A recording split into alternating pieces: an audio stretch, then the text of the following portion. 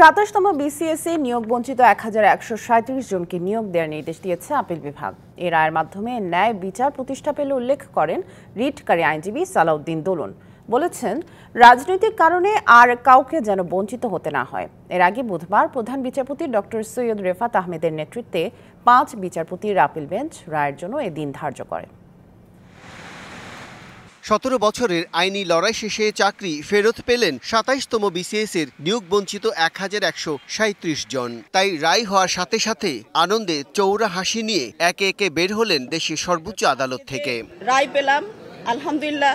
অথচ ৫ আগস্টের আগে এরা কেউ ভাবেননি ফের বিসিএস-এ ক্যাডারে যোগ দিতে পারবেন তারা।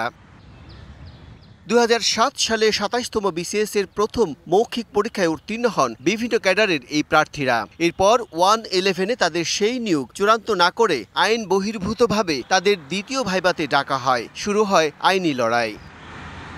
হাইকোর্টের এক বেঞ্চ তাদের নিয়োগ বৈধ বললেও আরেক বেঞ্চ দ্বিতীয় ভাইভাকে বৈধতা দেয়নি। কিন্তু আপিল বিভাগও সে সময় নিয়োগ বাতিল করে দেয়।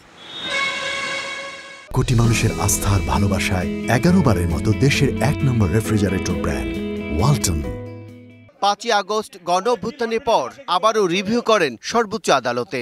বিচার বিভাগ এবং মাননীয় বিচারকগণ সৃষ্টিকর্তার প্রতি দায়বদ্ধ থাকেন, তাহলে যে সে দেশে ন্যায় বিচার প্রতিষ্ঠা হয় আজ 18 বছর পরে তা প্রমাণিত হলো। যার চূড়ান্ত রায়ে সকলকেই চাকরিতে নিয়োগ দেওয়ার নির্দেশ দেয়া হলো।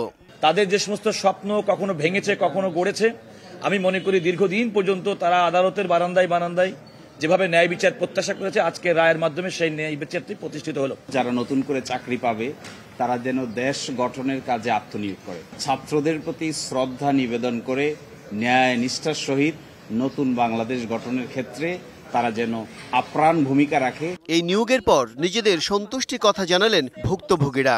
আমরা এই রায়ে সন্তুষ্ট এবং আমরা আমাদের অধিকার ফিরে পেয়েছি। 18 বছর আমরা ডোর টু ডোর হেঁটেছি, আজকে যে রায় পেলাম, আলহামদুলিল্লাহ, আল্লাহর কাছে শুকরিয়া আদায় করছি। চূড়ান্ত রায় প্রকাশের পর নিয়োগ বঞ্চিতরা নিয়োগ পেতে শুরু করবেন। Vijayan Kumar Das, DVC news, Dhaka.